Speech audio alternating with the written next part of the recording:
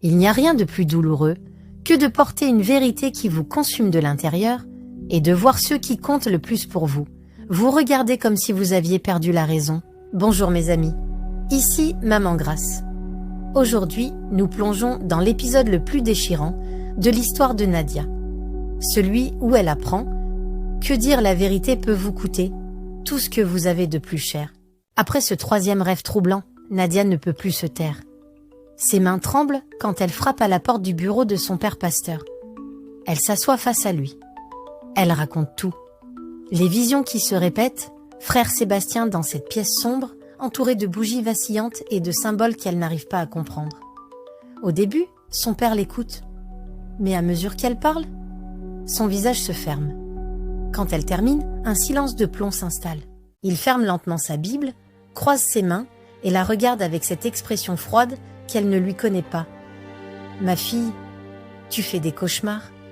Frère Sébastien est un pilier de notre communauté, un homme que je respecte depuis des années. Je ne veux plus jamais entendre ce genre d'accusation. Le cœur de Nadia se brise. Ce n'est pas seulement le rejet de ses paroles, c'est le rejet de qui elle est. Elle vient d'être trahie par celui qui devrait la protéger. Le dimanche suivant, Nadia prend place dans l'église comme d'habitude. Elle espère peut-être que son père a réfléchi. Au lieu de ça, il prend le micro. Et devant toute l'assemblée, il déclare « Mes frères et sœurs, méfions-nous des fausses visions. L'ennemi aussi peut envoyer des songes pour troubler nos cœurs et diviser notre communauté. » Puis, il regarde sa fille. Juste une seconde. Mais tout le monde comprend. Frère Sébastien, assis au premier rang, hoche la tête avec compassion. Les gens murmurent entre eux, d'autres tournent la tête vers Nadia. En quelques minutes, elle devient l'exemple à ne pas suivre. La jeune femme instable qui voit des choses qui n'existent pas.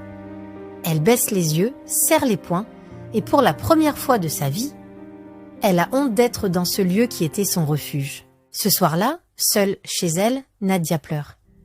Puis, elle pense à Jérémie, ce prophète qui ne pouvait pas se taire car la parole de Dieu brûlait dans ses os. Les larmes aux yeux, elle murmure « Seigneur, si c'est toi qui m'as parlé, alors je me lèverai, même seule, même si ça me coûte tout. » Cette nuit-là, la douleur devient détermination. Dans le prochain épisode, le dernier, nous verrons comment Dieu agit quand plus personne ne croit en vous. Abonne-toi et garde la foi, même quand tout le monde doute de toi. À demain mes chers.